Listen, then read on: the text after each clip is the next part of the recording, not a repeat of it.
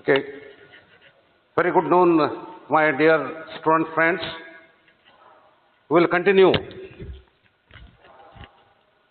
our topic on control charts, precisely on control charts for variables. Okay, we have gone through we have studied what is control chart and what are the various probability distributions and what are the basics and other things required, different types of control charts and other things. Okay. Now, today I am going to discuss about the control charts for variables in particular.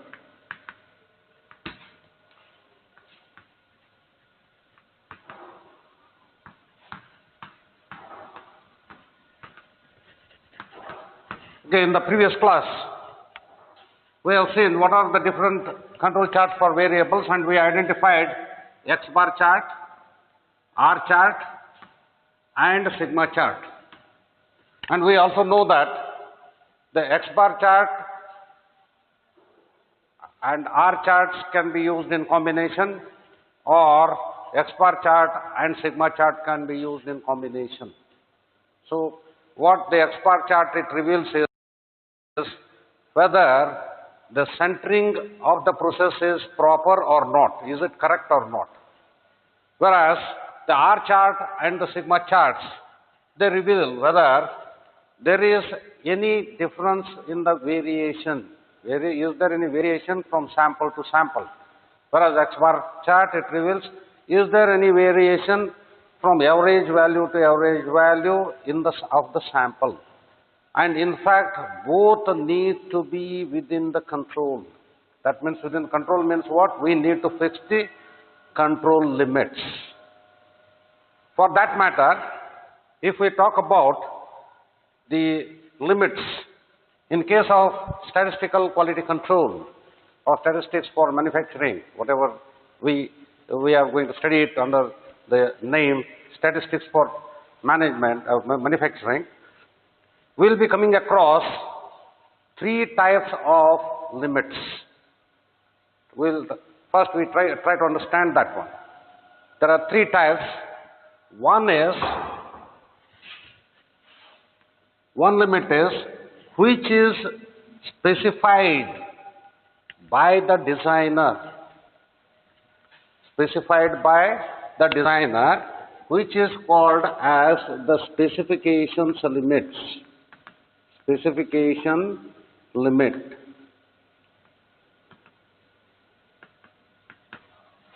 For example, on the drawing you might have seen the dimensions. They will not give, say it is 20 mm diameter, let us assume 20 mm diameter, they will not mention it is 20 mm diameter. They will say that 20 plus or minus some 0.01 mm or 0.05 mm or whatever it is, plus or minus 0.01 mm.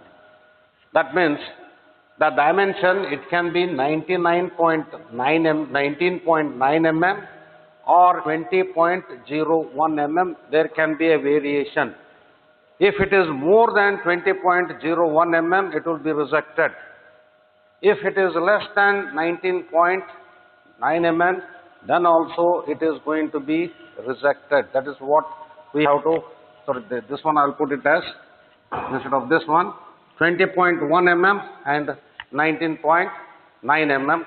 That is what we can put, or we can say 0.01 mm, 0.02 mm, 0.05 mm, or whatever it is.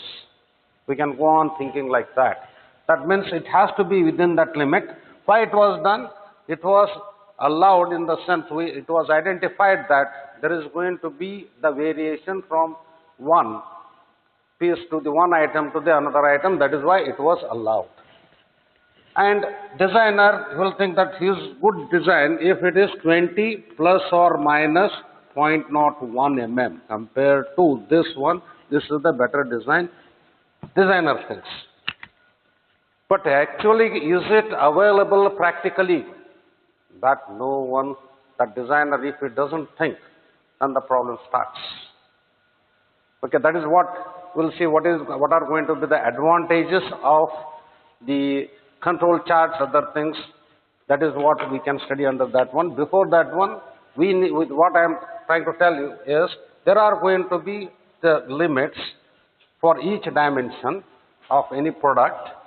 So those limits are, one is specifications limits, which is specified by the designer.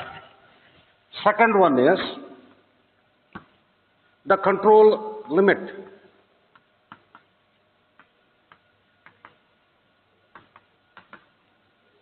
Because we want to, somebody else's design, now it is being practically being manufactured. Under that circumstances, we emphasize, or the manufacturer, he emphasizes, who is looking after those things, he says that he will establish the control limits. Control limits will be specified by the controller. Okay. Third one is the natural limit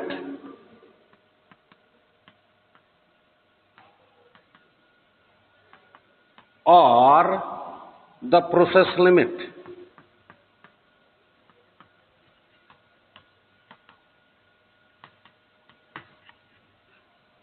Because try to understand. First one is specified by the designer. Third one is either the nature will take its distinct, depending upon the type of the material, type of the operator, type of the machine and other conditions. It will have its natural variability. Okay, if this natural variability, if it is more than specification limit, what is going to happen? If this natural variation is less than the specification limits, what is going to happen? If we want to control the process, where the controlling limits need to be fixed. That is the crux. So now what we are talking about is these two are not within our means in the controller. Because I cannot control these things because it is specified by the designer. This is the natural tendency. Considering this natural tendency, I need to put the control limits and then see that the process is working within that one or not. If it is not meeting the requirements, that means requirements means what in this case? The requirements or the specifications which have been dictated by the designer, whether these things are being achieved or not, we can give the suggestion. So in that case, they say that whether the tolerances or the specifications can be relaxed. Otherwise, if it is not relaxed, otherwise it becomes inevitable that the certain rejections one has to face. Rejections are going to be there. They are to be borne. Hence, the cost of production will increase. Okay. Or else, the new process has to be, if the designer insists that, no, it cannot be relaxed, then the different process has to be chosen. Different process in the sense, early existing, they might be using the old machine or the thing. Then different process means we will not use that same machine, we have to use go for the another machine, new machine of the same kind. Or if the specifications cannot be met by a particular machine, say for example, lathe machine, it has got the tolerance up to particular level, but the grinding machine tolerances will be very accurate or high. So in that case, we can include that process. After the machining on the lathe machine, it can be still ground, and then it has to be ground on the grinding machine, so that the specifications will be met. That is how it gives the indication about that. So now our task here is control limits. That means we need to go on taking the samples. At the same time, before that one, we should establish the control limits which need to be marked on the control chart. Okay, is it understood? Now that means what are the steps? Because these are the different limits. These three limits you try to understand, keep it in your mind. Next, if the control charts are to be started, what is going to be the first thing we have to see? This is specifically I am talking about control charts for variables. For each dimensions of the product, we need to maintain the control chart. For example, I can identify if there is a shaft of particular diameter, say this is 20 mm diameter, this is 20 mm pi, 20 pi, and length, say something around 50 mm. And these things, they have got the specifications limits, plus or minus, 20 plus or minus. Just like that, I cannot mention 20 pi.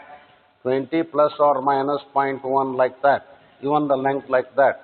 And it should have a particular surface finish.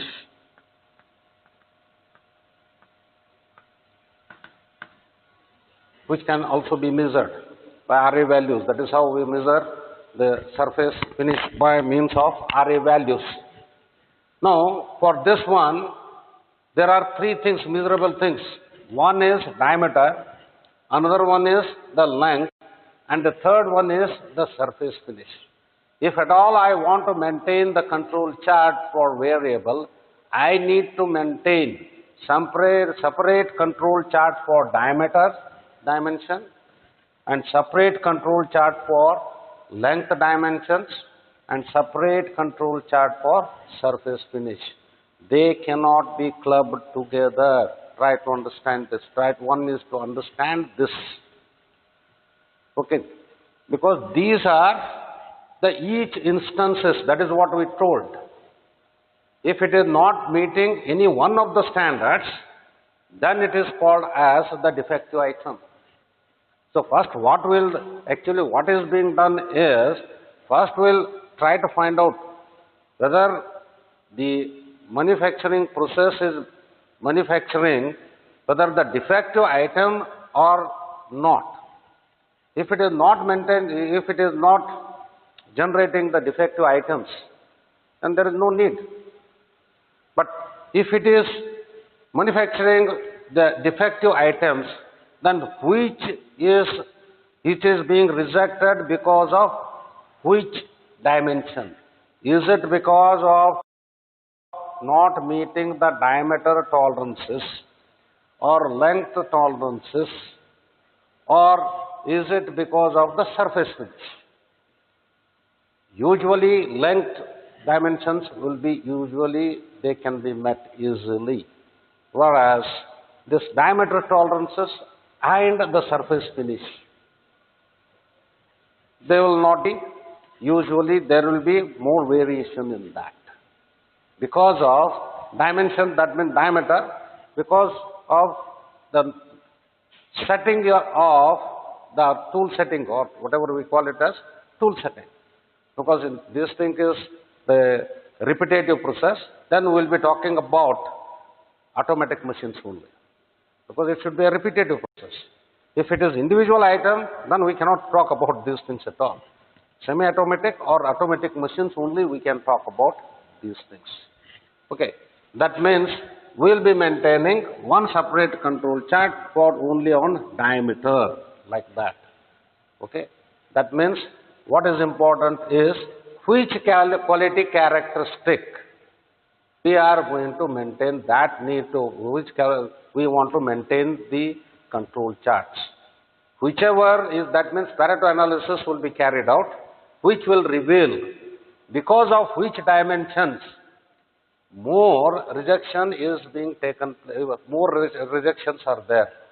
So we want to control the rejection rate by controlling that dimension. So hence we can choose that particular the quality characteristic. Okay, this is for control chart for variable. That is what I am telling. That means first one is the selection of the variable itself which need to be controlled. Okay, that is one thing. That is what we have talked about. Next, we have to think about how to collect the sample. Because if these control charts are to be established, just like that, it cannot be established. We need to run. We need to collect the information. Our samples need to be collected. Because immediately I can begin with this one, it is not possible. So, first we have to think, we should start manufacturing, because thinking that is it economically viable or not to maintain the control charts. So it will be economically viable if the number of the same type of items are being produced are more.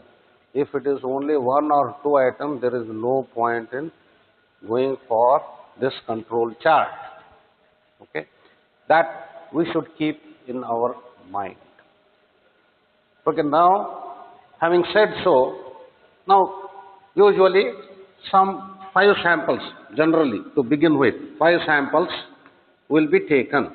5 samples means what? These samples, whenever I talk about, they are not individual samples, 5 group samples, subgroups. That the previous classes I have seen, I have discussed about at least we need to have 4 or 5 individual items in each of the subgroups. That is what we have seen. Okay. That means let us say that first we will manufacture some 25 items and I will take a subgroup of some 5. Subgroup size. That is what each subgroup, it will consist of 5 items. So 5 is the sample size. Then based on that one, I can calculate the range and the sample mean, hence the average sample mean and average range, like that. Okay. And then from based on that one, now I am in a position to establish the control limits. But if I want to take the sample itself, how the samples can be taken? Can it be taken at random? Can it be taken at the precise value? Or only one person will be targeting, like that? It is not like that, because the same number of items are being manufactured by different people, different machines. Try to understand. But they are going to meet the same quality standard. That means as per the drawing they are manufacturing. Different people, different machines, they are manufacturing the same item, that is what same shaft of 20 mm diameter and 50 mm length. The same thing. Okay. In that case, I need to collect the sample. How to collect the sample? There are 2 things. One is sample size, that is what I told you. Usually it is 4 or 5. Second thing is frequency. How frequently? Whether it is to be every 10 minutes it should be collected, every hour it should be collected, or once in 5 hours it should be collected, or once in a shift it should be collected, once in a day or once in a week, like that. So general thumb rule is, when we are starting, it should be collected once in 2 hours or 3 hours. It should be collected. Okay? So around 5 to 10 samples every time. And they need to be collected random, this thing. Within that hour, 5 hours, that means maybe after beginning of 1 hour or 2 hours, I will collect 1 sample. Maybe at the end of these things, I will collect few samples, like that. We can stagger like that. And it need not be taken precisely at the proper time only, because it needs to be random. Because the people should not be aware that he is coming and he is inspecting at that particular time. Then he will have a tendency of adjusting or whatever it is. Then the true intention of using this control charts will be lost. So usually, with less number of samples, more frequently it can be taken during the initial period. But once it becomes fairly established, then the more number of samples at lesser frequency can be taken, and then they can be compared. So however, some examples will make it more clearer. Okay, in general, we can say that the subgroup, how it should be taken, it should be more homogeneous and it should be taken randomly, and at least it should reveal some variation from time to time. Okay, that is what we can think about that one. And the third item, this one is now the control limits. The control limits, how they can be set. Okay, that means the control limits for X bar chart and R chart. Okay, how far these limits should be from the central line. For the X bar chart, the central line will be at X double bar for X bar chart. Usually it is represented by a solid line. And then on this one, I'll be putting the limits. Limit, that means above the central line, one line I'll be drawing, which we say that it is the dotted one. This is called as upper control limit for X bar chart. And this one we can say that central line for X bar chart. And similarly, lower control limit can be established, that is called as lower control limit of X bar chart. Okay. These things are to be established first. That means we'll run the process, take some samples, enough number of samples to establish these control limits itself. When these control limits are being established, the process should be in control. That needs to be established, then that needs to be ascertained, then only we can establish the upper control limit and the lower control limit. How do I ascertain these things? Whether it is within those limits or not, then I can make it standardized. That is why there are two types of control limits we can talk about. One is called as the trial control limits.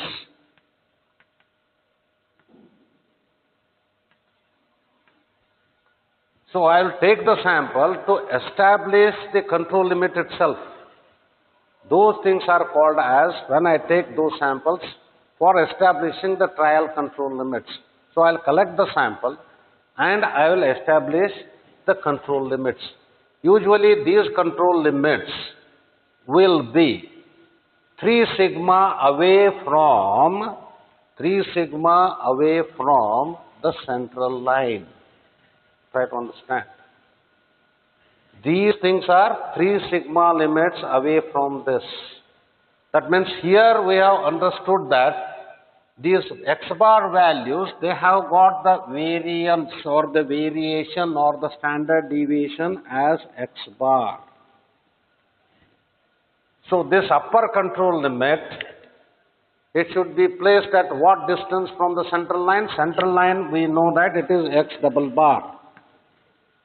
This one is to be placed at a distance of 3 sigma level. That means I will first find out the X bar values and their variation, that is sigma X bar, and the trial control limits, I will put it over there. And below this one, whatever lower control limit, it will be X double bar minus 3 sigma X bar. X bar is the variation. That is what I am talking about. Okay, about this central tendency or the value. Then why I have selected the 3 sigma level? What could be the reason? Why not 2 sigma level? Why not 6 sigma level? Why not sigma level? That is what I told you. Because in natural disciplines, they are going to ultimately follow, because when I am taking the mean values, ultimately it is going to follow the normal distribution. If it follows the normal distribution, then I conclude that the process is behaving in a normal way. Nothing needs to be touched upon it. Leave it at the process, and this is the process is under control. That is what I can do it. Okay. This trial control limits will be established like this. And when I establish the trial control limits using the data collected from the process, and the same, these things will be same data again, because control limits will be establishing by using, say, now that is what I told you. I will collect some 25 samples in a group of 5. First sample, second sample, third sample, fourth sample, 5 sample, like fifth sample, like that. Then using those things, I will be constructing the control limit.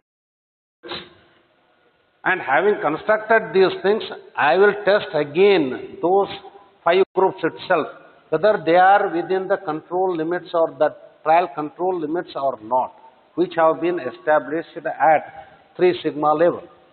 If all these 5 samples, they fall within the control limits, within the control limits of trial control limits, in the sense, even if it falls on this dashed line, then also it is under control.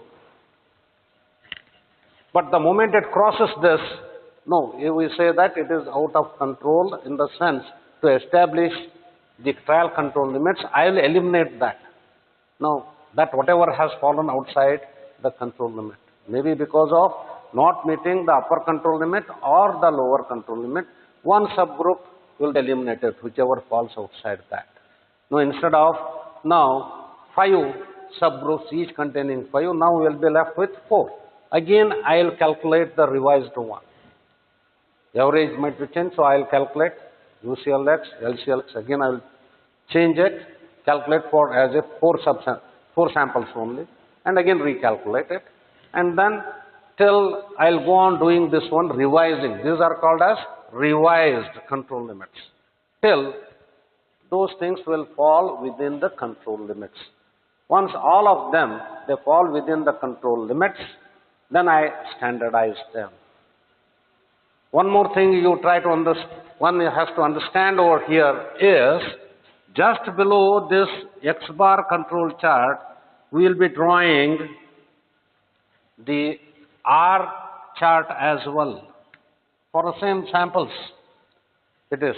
That means just below that one, because again it will have the central line at R bar and one more line, a dashed line, upper control limits, that is upper control limit of R, lower control limit of R.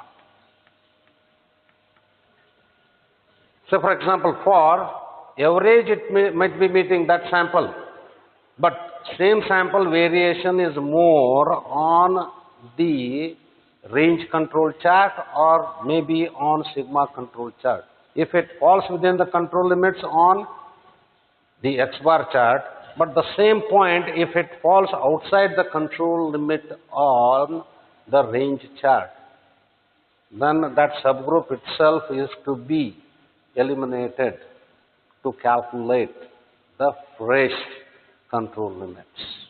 This is while establishing the control limit. On both the charts it should be eliminated. That means we need to again revise. We need to find out again the X double bar value as well as R bar value.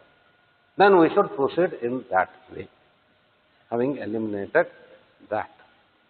Okay, if this process is understood, then it becomes easier. However, I will consider some examples so to make it more clearer. Okay, now we will start with the simple example wherein all the things are given and how to establish only the control limits. That is what we will see. Okay, only control limits, because that means here I will be giving number of values of X bar values and the R values. Then we will be just establishing the control limits, how to find out that one. What are the various formula and other things we need to use it. See, the control limits for the X bar chart can be established in different ways, okay, depending upon what are the things we have got, whether the things have been directly done or whatever it is. In general, we can say that control limits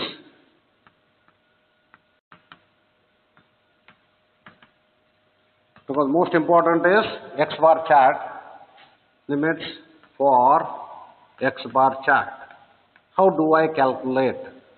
In general, what I can do is X double bar, because this is going to be the mean, plus or minus 3 sigma X bar. This is one thing. How do I find out sigma X bar? I have told you. That is the long route. Okay?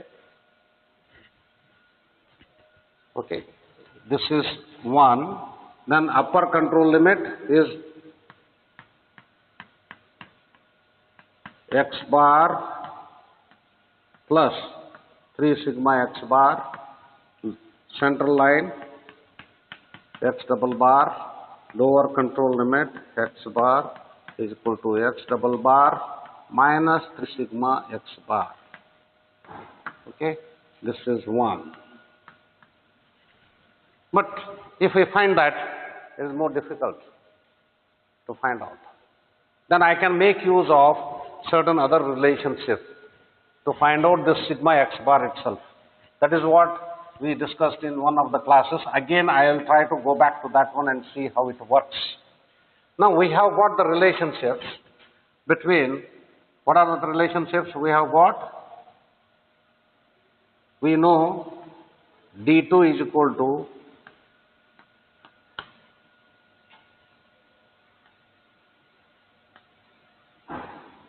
R bar by sigma prime. What are the relationships? We need to understand these things. Okay, this is one we know.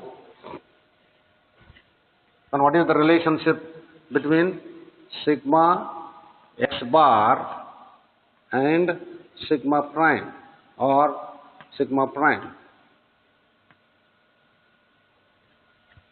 We know that sigma X bar is equal to sigma prime divided by square root of n. Try to understand this. We got these two relationships. This is one relationship, this is another relationship. Okay, the sigma X bar is the control statistics. That is what I am going to use here, because that is the sample.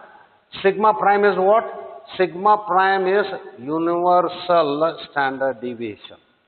It might be known well in advance. Somebody has kept it or given it. Or still it can be, the sigma prime can be found out by knowing R bar.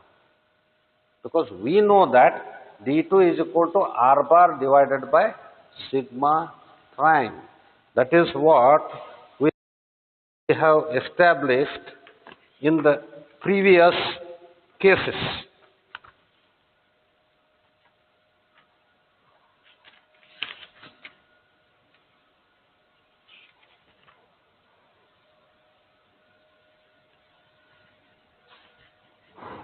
These things we know. Okay? And D2 is what? D2 is the factor which will depend only on the subgroup size. Because if I consider 5, okay, that is the thing. 5. For 5, we can look at the tabulated thing and then find out. And R bar will have calculated. Hence, sigma prime can be found out by you knowing R bar. That means here it is what? Sigma prime is equal to R bar by D2 I can get. Then if I substitute over here, what is that? Sigma X bar is equal to, sigma X bar is equal to R bar divided by D2 square root of n. Okay. Now what I want? I want 3 sigma X bar. That means 3 sigma X bar. That means I will multiply it by 3. Try to understand. 3. 3 sigma X bar is equal to 3 R bar divided by D2 square root of n. If we observe clearly this one, D2 is, it will depend on the sample size n, and this is the sample size itself. 3 is again the constant. So, I can denote this 3 by, if I denote 3 divided by d2 into square root of n is equal to e2. One factor I will say, which will depend only on the sample size. For different sample size, this a2 will go on varying.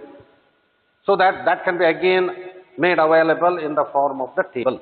That means I can say that this is going to be a2 r bar. Of this one. So here what I will do is UCLX is equal to x double bar. Either you can calculate individually like that, or again I can say, I can make this is equal to x double bar plus a2r bar. How a2 has come back, how we got this a2, I have shown you. Similarly for this one is, central line is again x double bar and lower control limit is x double bar minus a2r bar. So this is the second way.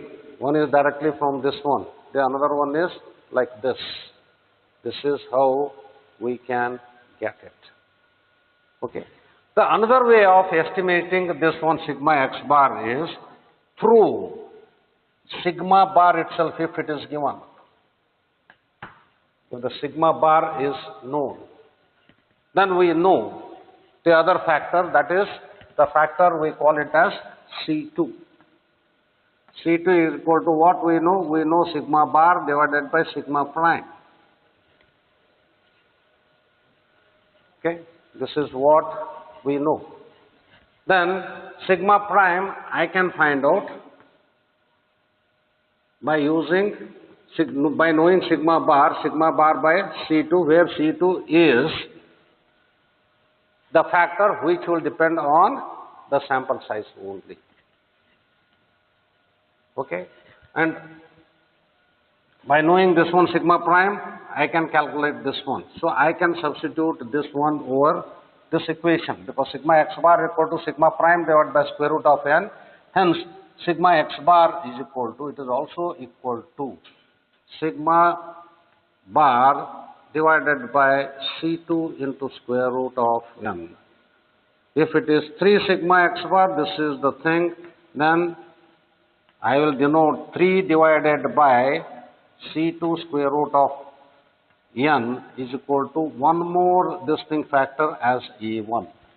Then I can say that this is equal to, this factor is this one, then it is A1 sigma bar, where A1 is the factor which will depend on, because these other things are being constant, it will depend only on the sample size.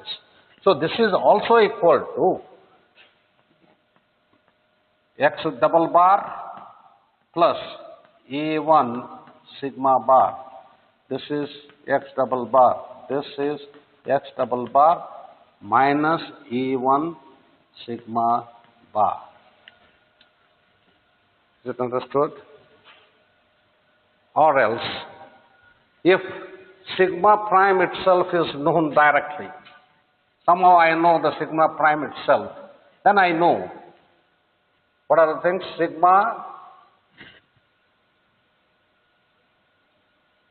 x bar is equal to sigma prime by square root of n. I know. If I know sigma prime directly, then 3 sigma x bar is equal to 3 sigma prime divided by square root of n. Then if I denote 3 divided by square root of n is equal to a, this itself will become a sigma prime. I will denote it by a sigma prime. So again it can be.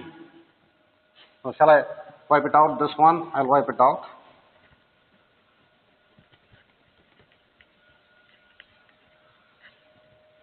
Okay, this is also equal to x double bar plus a sigma prime. The central line is x double bar, anyway it will not change. Lower control limit is x double bar minus a sigma prime. Okay. So whereas A, A1, A2, these are the factors which will depend only on the sample size.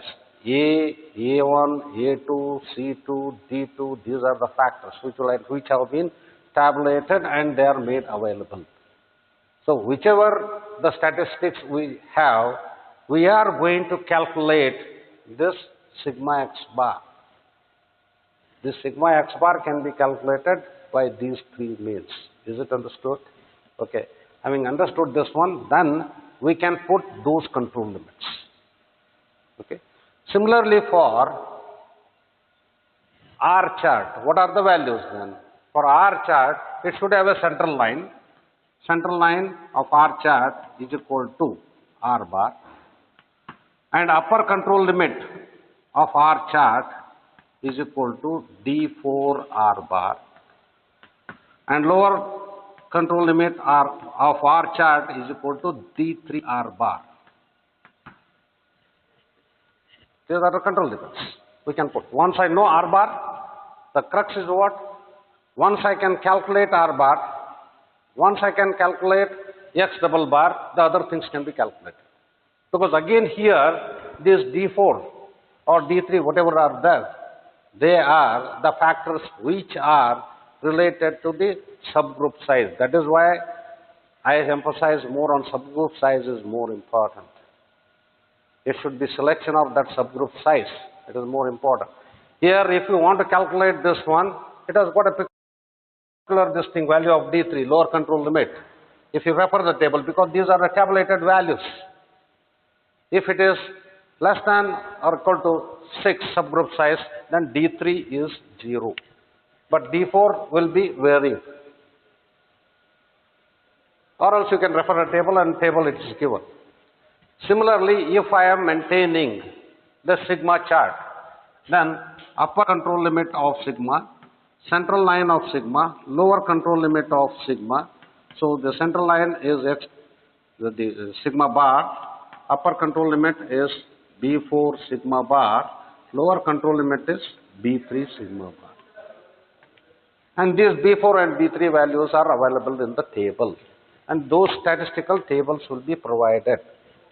We need not have to buy those things. Otherwise, they are to be provided, the table is to be provided or those values are given. So, having understood this one, and let us go to some numericals. Okay, so that will explain something. And based on that one, then we will know what are the uses of the control charts for variables and how to interpret them. So, it will throw certain light on us. And then we'll think, lastly we'll conclude by using what is the use of these control charts and what are the control chart patterns. How do I read those control charts? Having plotted those things, what information it gives. My dear students, friends, I would say that these control charts are synonymous to ECG of the doctor, electrocardiograph. So that also it records the events of how the heart is functioning. Similarly, these control charts, how the manufacturing process is behaving or any process is behaving, that is what it will depict. Okay?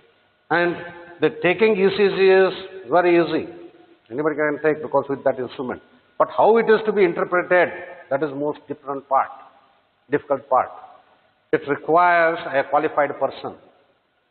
Likewise, the graphical representation of control chart is easier, but interpretation of that, it is the expert's job. Similarly, this ECG and other things, that expert, radiologist, he only can interpret those things in a better way. Taking X-ray, the technician can take it, but he is not going to interpret that one. Interpretation is very important. So here also, depicting, okay, fine, everybody can do it, but how we are going to interpret and what inference we draw, what conclusions we draw, that is most important. That we'll see. Okay, so these are some of the basics about the control charts for variables. Then in the process, we'll try to understand What is process capability, this thing, trial control limits, like that. So let me take up an example before that one and then we'll go further. Okay? I'll start with the simple example first.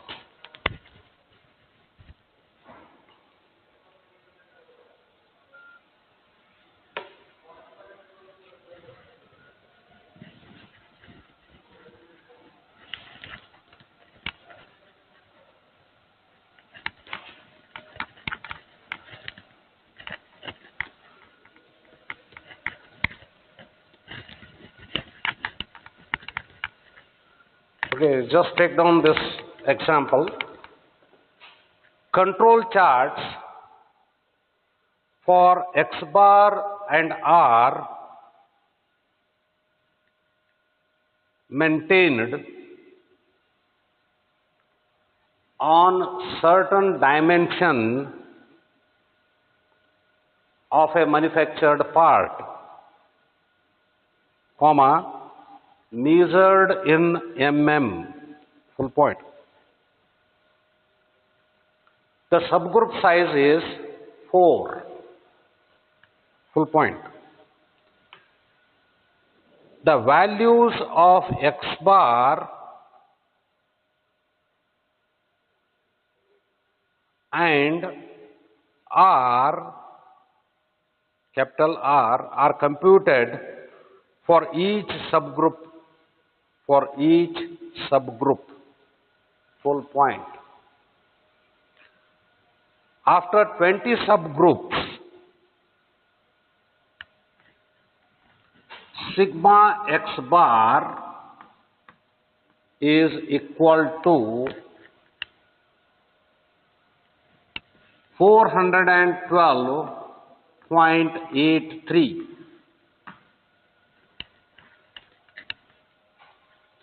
And sigma R is 3.39. Okay, in the respective dimensions. Okay, full point. Compute the values of 3 sigma limits for X bar and R charts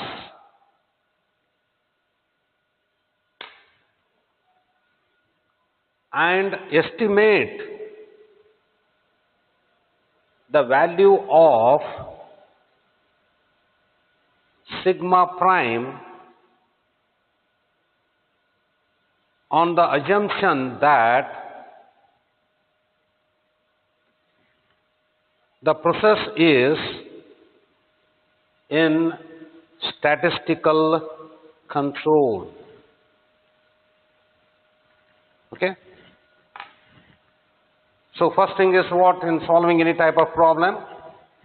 What are the given things we need to identify? That is what I say that analysis of the problem.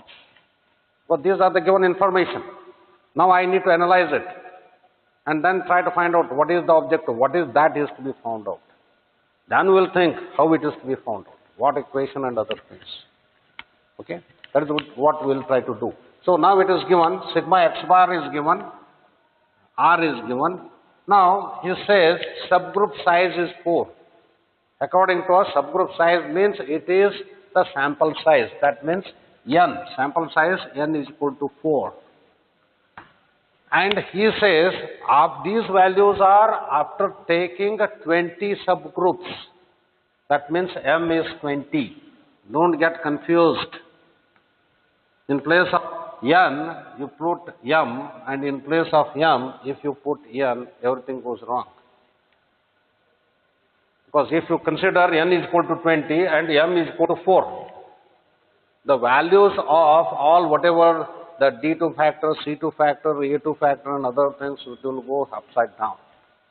Because that is why carefully you need to understand these things. Sample size is, subgroup size means what is the, how many individual values are there in each subgroup. Likewise, how many subgroups are there. After 20 subgroups means subgroup number is the number of subgroups is 20, which is denoted by M. Subgroup size means it is nothing but the sample size. Sample size is 4.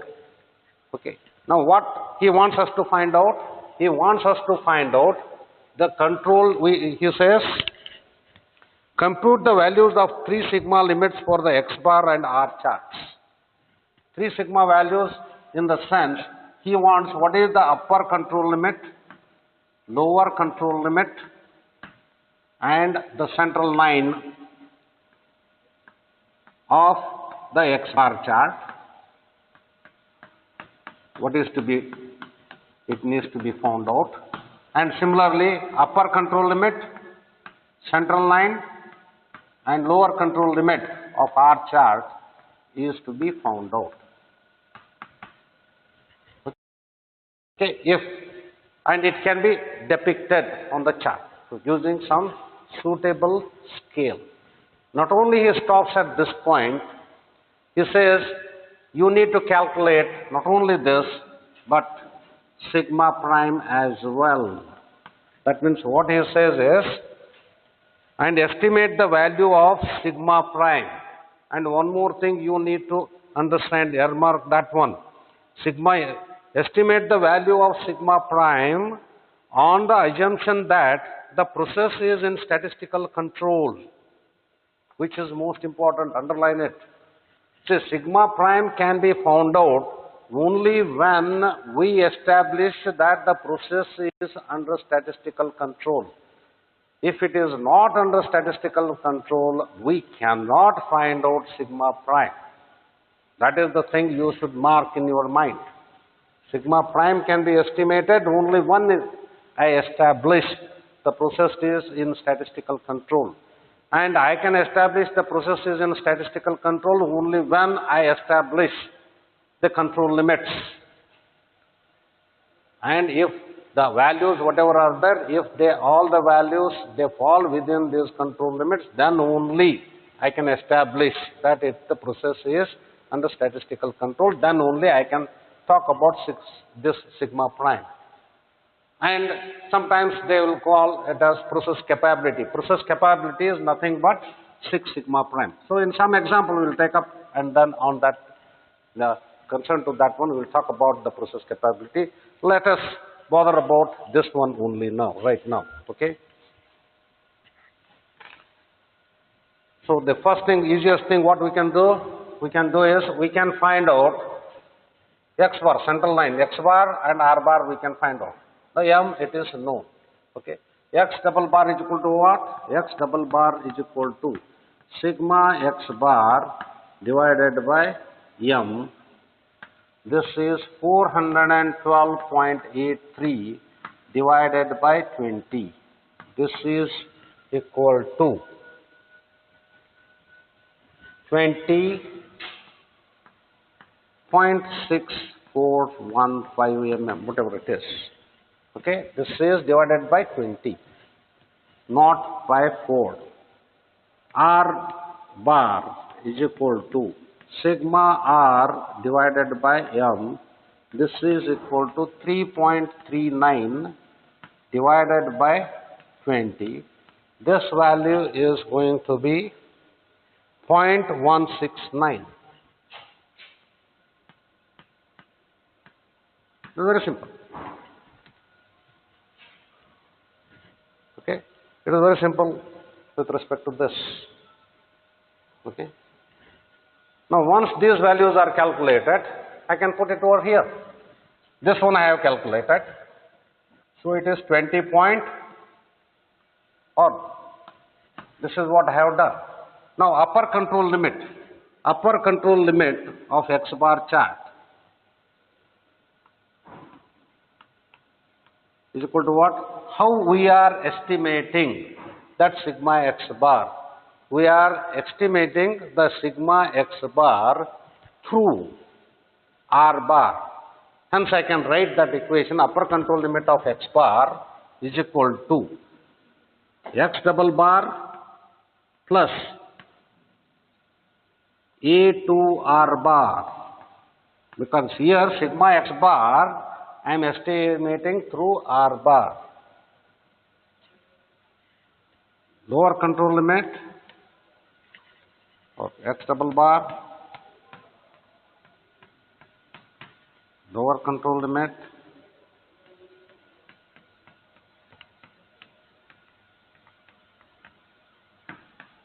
central line, that X double bar already I have found out. This is 20.645. Now, this one R bar I know, X double bar I know, this is 20.645, and we need to find out R bar I know, R bar is 0.169. So I need to find out A2. You refer the table. You go back to the table, table number, table this, you can refer the book.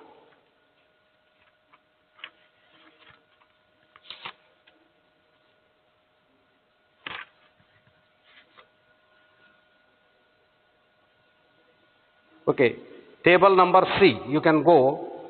There the values of A2 are given in table C.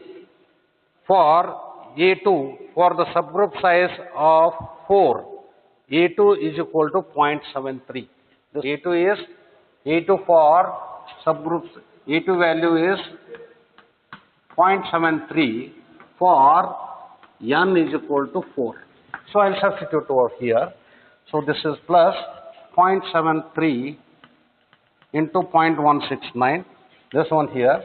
This one is 20.645 minus 0.73 into 0.169. Or the corresponding values I can get.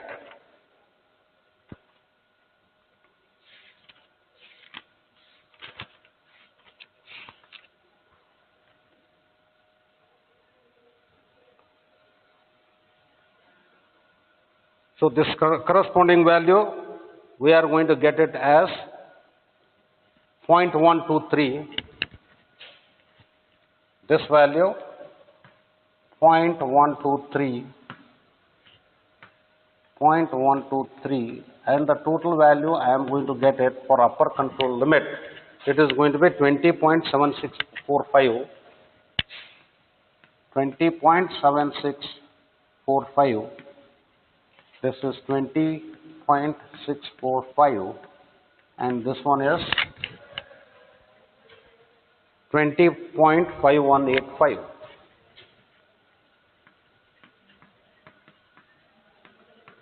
Is it understood? That means I will take the sample which will consist of 4 numbers, their average I will find out. If those averages are within these limits, between 20.5185 to 20.7645, then I say that the process is under control. If any one of them, either it falls above this one or below this one, the process